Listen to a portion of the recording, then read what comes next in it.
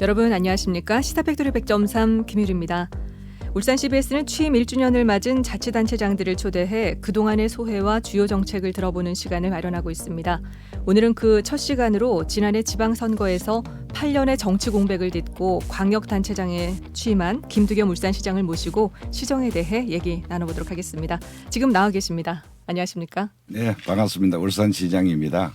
이제 구의원, 구청장을 거쳐서 시장이 되셨습니다. 울산광역시장의 책임이 막중하지 않을까 싶은데 어떠신가요? 저는 1995년도에 네. 울산시의원으로 시작해서 올해까지 정치를 하니까 약 한 30년 정치 제도권에 있었는데요. 네.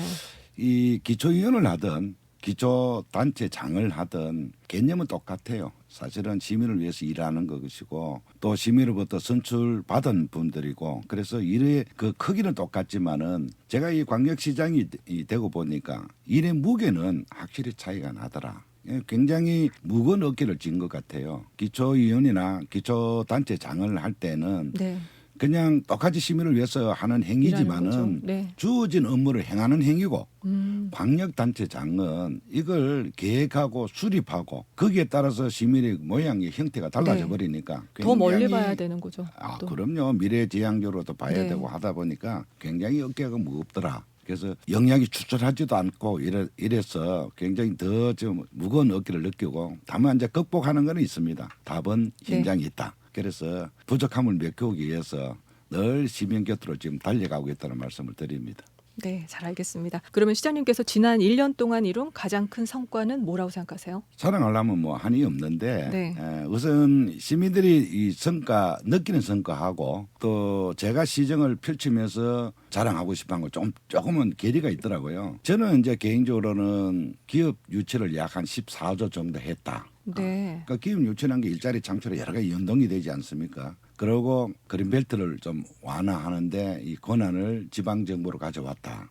보통 교부세가 그동안 여러 가지 불합리한 부분이 있었습니다. 그걸 바로 잡아냈다. 그다음에 차등 요금제, 네. 전기 요금제를 만들어냈다. 이런 게 이제 큰 틀에서는 제가 굉장히 자랑스러운 부분인데 네. 시민들께서는 이렇게 크게 와닿지는 않는 것 같더라고요. 내 주변에 어떻게 했느냐가 피부로 체감 행복을 느끼는 것 같은데 네. 보통 교부세에 대해서 잠시 말씀드리면은 우리 울산 같은 경우는 국세가 한 11조 정도 거둡니다. 네. 그러니까 비슷한 규모의 광주나 대전보다는 배 이상 거둬요. 그렇죠. 그런데도 보통 교부세가 광주 대전보다 월등히 적습니다. 그래서 이 역차별 당하고 있다. 이거 좀 바로잡아야 되겠다 해서 제가 중앙지검에 끊임없이 이걸 건의하셨군요. 개선을 권하고 이랬는데 네. 거기에 이제 결과가 한 4,500억에서 한 1조 정도 늘어났습니다. 그래서 한 몇천억을 더 가왔으니까 이제 울산 살림이 약간 이제 얼굴이 피어졌습니다. 그게 정말 보람 있고 뿌듯한 성과다. 그런 생각을 하고 네. 또 이제 그린벨트 문제도 늘 이렇게 그린벨트가 울산시를 가로질러 있었는데 이 한 25% 정도가 그린벨트였어요. 도심을 가로지르는 그런 국토 이용 측면에서 너무나 불합리한 부분이 있었는데 이걸 네. 이제 그린벨트 전체 완화는 아니지만은 그동안 한 10만 평 정도 권한을 지방 정부에 줬는 걸 30만 평으로 확대했다. 그래서 이것만 네. 해도 큰 짧은 시간에 큰 성과를 낸 거네요. 업적이다 하는 네. 그런 자부심을 갖고 있습니다. 잘 알겠습니다. 또 시장님께서는 현대차 공장 신축 현장에 공무원을 파견하는 등 뚜렷한 친기업 정책을 펴고 계신데요.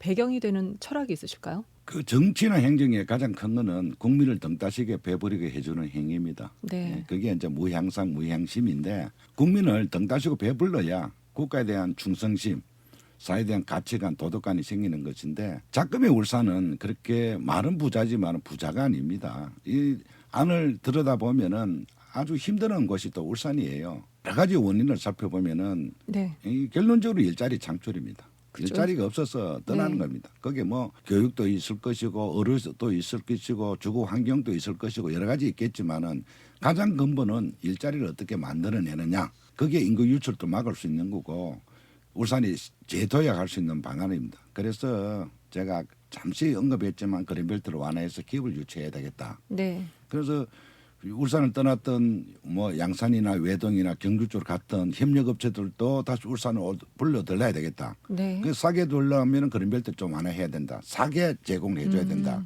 네. 그게 결론적으로 진기업이 되는 것이고 그 기업을 통해서 고급 일자리가 생기는 겁니다. 그래서 제가 현대자동차가 여기 재투자하려 할 때 거기는 인허가 걸리면 보통 한 3년 이렇게 걸립니다. 환경평가까지 하면 더 걸릴 수도 있습니다. 네. 그걸 우리 직원들 보내서 일시에 그냥 우리 공무원이 인허가 있는 공무원들이 직접 그걸 해결하자. 네. 그러면 한 10개월 정도만 줄여줘도 그렇게 총 한 2년 줄일 수 있다. 네. 그럼에도 어마어마한 또 생산 유발이 생기는 겁니다.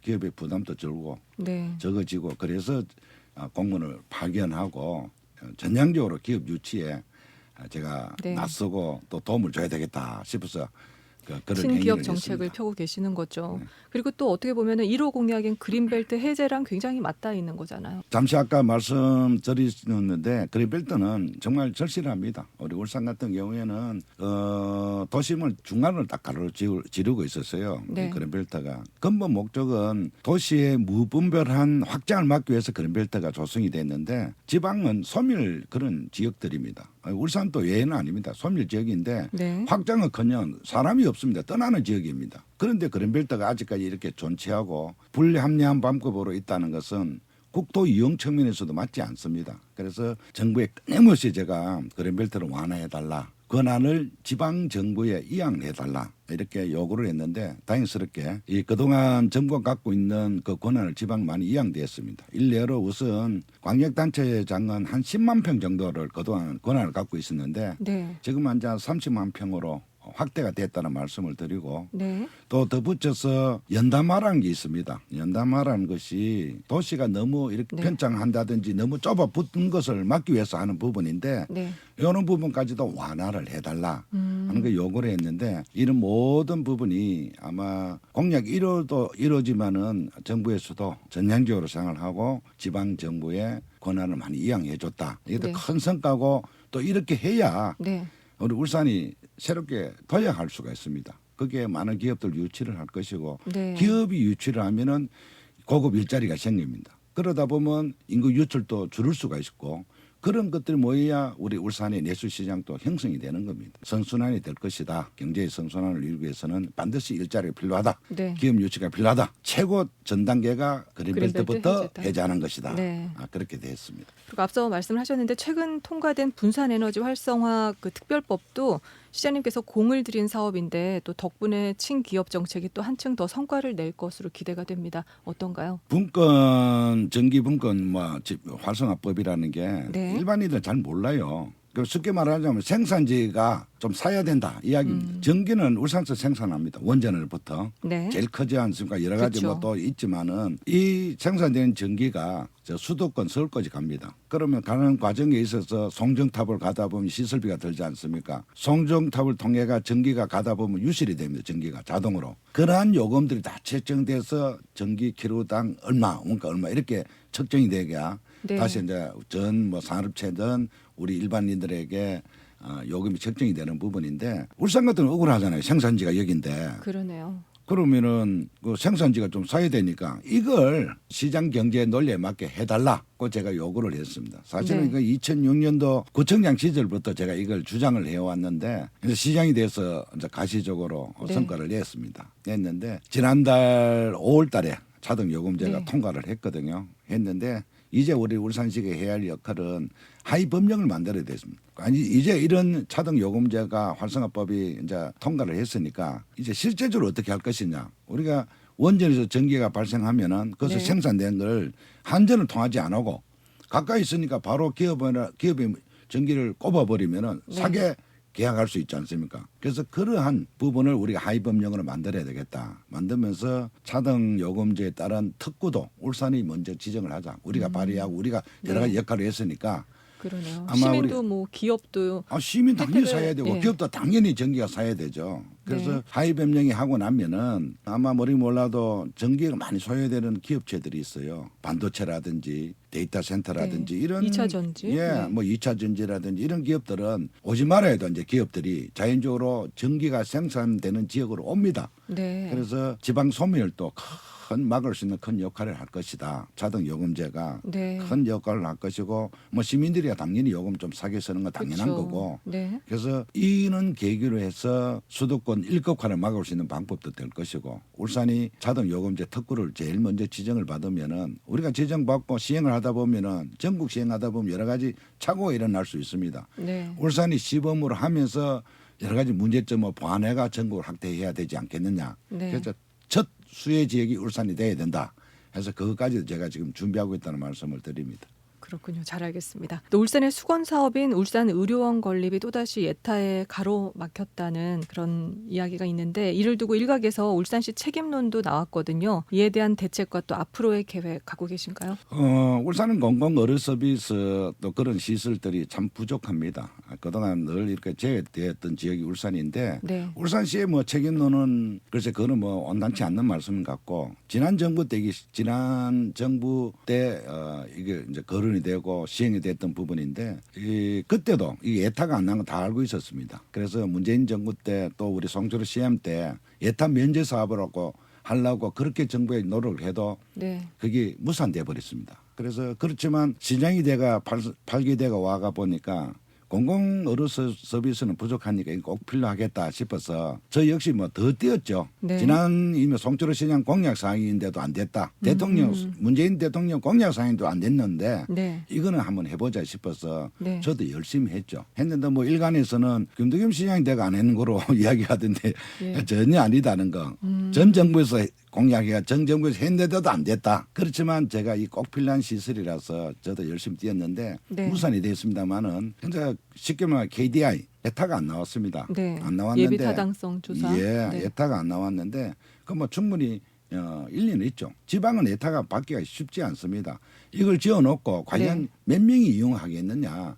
그래서 경제성이 없다고 안 한 겁니다. 정부에서 보면은 울산 뭐 대학병원이 있고 네. 동안병원 뭐 중앙병원 큰 병원도 있고 각 동네마다 로컬 병원들이 있는데 그게 어려운 시기가 되겠느냐. 그래서 이건 타당성이 없다. 의사도 못 구할 것이다. 막상 지어놓고 네. 예를 들어 우리 울산시의 시장님마저 그 병원이가 수술하겠느냐고. 수술하려면은 큰 병원 갈 거 아니냐고. 네. 더 큰 병원을 서울로 갈라 할 거 아니냐. 동네 의료시설밖에 안 된다. 그래서 예타가 안 나온다. 그러니까 안 해주는 겁니다. 정부에서. 네. 전국에서 광주하고 울산만 안 하고 있어요. 지금. 그렇지만 이번에 팬데믹을 겪으면서 네. 이 공공 서비스, 공공 의료에 대한 그 여러 가지 역할에 대해서는 아주 이제 재조명을 해야 됩니다. 네. 단순하게 경제 논리가 아니라 그래서 제가 또 재도전을 한번 해볼 겁니다. 예타 통과에 의해서는 네. 그동안 500병동을 했는 걸 300병동을 줄여서라도 네. 얘가 예타를 통과 한번 시켜보자. 그런데 정부에서는 이제 이런 얘기예요. 울산에 그동안 산재병원이 없었는데 산재병원이 생겼으니까 네. 더 점수 못 받는다 이런 말씀을 하시더라고요. 그래서 하다따보 하는 이야기지만 정 안 되면은 네. 산재모병원이 지금 300병동을 200병동 올려 500병동이라도 해달라 네. 할 생각입니다. 사실은. 그러고 한 걸음 더 나아가서 이 예타 면제 지역을 다시 대통령께 건의 해보겠습니다. 아니 울산에 이거 경제성 논리로 따진다면 뭐 제가 봐도 안 되는 겁니다. 의사 수급도 안 될 겁니다. 또 일반 시민들이 거기 가서 이용하고 동네 그냥 병원 수준이지 그게 수술하고 이래도 안 하려 할 겁니다. 그래서 그렇지만은 그런 변동은 있어야 되고 그래서 이걸 그냥 경제 논리로 예타를 신청해는 안 될 것이다. 그래서 예타 면제 전략적으로 면제를 대통령께 건의 좀 해야 되겠다. 울산만 하면 안 되니까 광주시장하고 네. 합해서 예타 면제 지역을 좀 해달라고 지금 건의할 생각이 있습니다. 그렇군요. 잘 알겠습니다. 또 최근 들어서 논란을 빚은 기업인 기념 사업에 대해서 좀 질문을 드리겠습니다. 울산시가 250억 원을 들여서 기업인 조형물을 만들겠다고 발표를 했다가 철회가 됐습니다. 그 배경에 대해서 좀 말씀해 주시겠어요? 울산은 기업 도시입니다. 기업인을 우상화, 뭐 조형물 뭐 여러 가지 있는데 네. 이 기업 도시니까 울산만이 할 수 있는 기업 총수분들에 대한 기념비를 만들 수 있는 건 울산밖에 없습니다.伝統스럽게 그 울산에 뭐 영덕 대게 할 수는 없지 않습니까? 울산에 저 제주도 하루방 갖다 놓을 수는 없는 거고 울산만이 할 수 있는 것이 기업인들 상입니다. 그래서 울산이 기업인들 상을 해서 기업이 울산이다. 기업도시 울산이라는 것을 좀 알리고 싶었는데 무산이 됐습니다. 무산이 됐는데 그 시민의 대기관은 의회입니다. 의회에서 이걸 이제 공론화하고 의회 심의 과정에 이거는 뭐 일반 시민들 공론화하겠다. 뭐 이런 거는 결정은 의회에서 하는 건데 네. 중간에 시민 없는 시민단체들 뭐 이런 막 그럴듯한 시민단체들이 실제로 그거는 그분들 성격에 맞는 사람도 몇 명이 모여 있는 건데 그게 마치 시민 전체에 대변하는 것처럼 시민의 전체 뜻을 전한 것처럼 시민단체는 정말 많아요. 시민 없어요. 그번에는. 그분들이 너무 흠집을 내버렸어요. 너무 정치 쟁점화 해버렸어요. 공식 절차는 시민단체가 아닌 시의회를 통해야 되는 건데 네. 그 통하기 전에 너무 흠집을 많이 냈다. 정치화 해버렸다. 그럼 울산시에서 모든 정책이 있으면은 그런 시민단체라든지 직접 민주주의를 할 수는 없지 않습니까? 네. 모든 정책을 거기에 먼저 물어보고 해도 좋다 하면 그걸 가지고 시의회에 갈 수는 없습니다. 정식 절차는 시의회를 통하는 거다. 시의회에서 공론할 것이냐 안 할 것이냐는 판단한다. 저는 그런 절차를 거칠 생각을 했는데 그 전에 이미 흠집을 내버렸습니다. 그래서 기업 촌신들 모시기가 간당치가 않았습니다. 초상권을 안 내놨습니다. 우리 할아버지 또 우리 아버지 이런 초상권을 쓰지 마세요 하는 바람에 못하게 됐어요. 그래요? 얼마나 정중히 예를 다해가 모셔야 되는데 네. 반대하고 안 했는 게 아닙니다. 그 아무거나 의미도 없어요. 저는 뭐 의식도 안 해봤습니다. 그런데 진작 자기 초상권을 써야 되지 않습니까? 초상권을 못 내놓겠다니까 집에 손님 오는데 오지 말라고 막 집 입구에서 뭐 자제분이나 사모님이 막 그러면 그 사람이 그 집에 들어가기 힘들지 않습니까? 그렇죠. 마찬가지로 일반 분들이 기업 우상을 왜 하느냐 막 이런 식으로 하니까 진작 그 가족들 자제분이나 또 손자 경영 3세는 초상권을 못 내놓겠다 하니까 불가피하게 처리할 수밖에 없었습니다. 처리를 했는데 뭐 이거 참 이 장사꾼은 눈에 보이는 거 파는 거고 사학가는 미래를 파는 겁니다. 사실 그분들 이렇게 매셨으면은 경영 2세나 경영 3세는 울산에 대한 연구가 없어요. 기업의 선산 아무리 없더라도 선산은 잘 안 팔아요. 기업의 선산은 울산이다 하는 걸 경영 2세나 경영 3세가 좀 느껴서 울산에 투자하고 또 울산이라는 그 개념을 좀 가졌으면 좋겠는데 경영 2세나 3세는 경영 마인드만 보고 갑니다. 울산에는 그런 연구가 없이 돈 산대 기업이 이익되는 데만 떠나려는 걸 이 기념 평상을 세우면서 네. 울산이 그래도 우리 기업의 선산이다. 지금 이마이 큰 기업이지만은 출발점은 울산에서 했구나. 그러면은 의전하면 울산에 재투자하자. 이런 걸 고치하기 위해서 만드는 부분인데 정치화하면서 막 이게 희석이 돼버렸다. 또 그분들 매시기는 상당히 예의가 아니다. 네. 그 참 안타까운 일이 있었다는 말씀드리고 덧붙여서 네. 이순신 장군은 혼자 싸운 게 아니에요. 밑에 병사들이 사화가 이순신 장군이 네. 만드는 영웅이 되는 겁니다. 세종대왕 마찬가지입니다. 그쵸. 혼자 글 만드는 게 아니라 밑에 편집위원들이 거기에서 글로 만들었는데 네. 상을 쏘기는 그분들을 상을 씌우는 겁니다. 울산에 이마에 일으키는 근로자도 했죠. 네. 그러나 그 기념탑을 씌우는 것은 총수가 하는 겁니다. 그런데 그걸 오해를 하고 곡해를 하고 정치화하더라. 그래서 참 안타까운 일이다 하는 생각을 합니다. 이제 앞으로 남은 임기 3년 할 일이 더 많으실 텐데 앞으로는 어디에 집중해서 또 어떻게 시정을 펼치실 계획이신가요? 우리 울산 같은 산업도시고 공업도시잖아요. 네. 그러니까 잘하는 거는 우리 제일 장점은 이 산업입니다. 이게 우리 4대 주력인데 이 조선, 자동차, 화학, 비철금속 이게 우리 울산 전체를 이끌어가고 있고 대한민국 전체 이끌어가는 건데 이제 이 산업 형태 그대로 간다면은 앞으로 미래 먹거리는 그렇게 불투명해요. 그래서 산업의 대전환이 필요하다. 가장 잘하는 이 산업을 어떻게 전환시킬 것이냐가 네. 하나의 축입니다.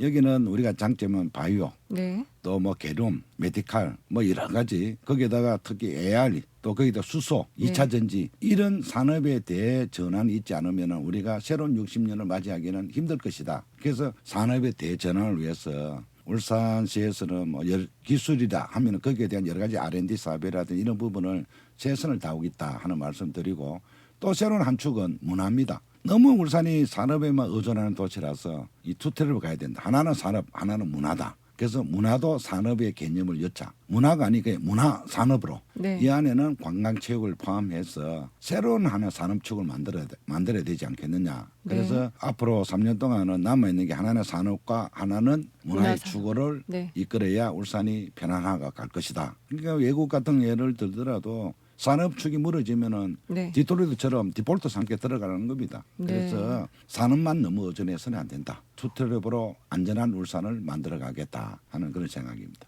네. 이제 시간이 없어서 끝으로 시민들께 당부하고 싶은 말씀이 있다면 한 말씀만 부탁드립니다. 제가 시민 여러분들께서 저를 선출해 주셨고 또 시장이라는 그 막중한 무게를 주셨는 만큼 제가 열심히 시장으로서 그 역할을 다할 겁니다. 시장으로서 이 권한을 행하는, 권한을 누리는 게 아니고 행하는 그런 시장이 되도록 발로 열심히 뛰어서 멋진 울산, 위대한 울산을 만들어 가겠습니다. 시민 여러분 언제나 응원해 주시고 함께 해 주십사 부탁의 말씀 또 드리겠습니다. 네, 감사합니다. 과감한 혁신과 변화 기대하도록 하겠습니다. 지금까지 김두겸 울산광역시장과 함께했습니다. 오늘 함께해 주셔서 고맙습니다. 네, 감사합니다. 감사합니다. 에픽하이의 우산 노래 띄워드리면서 저도 인사드리겠습니다.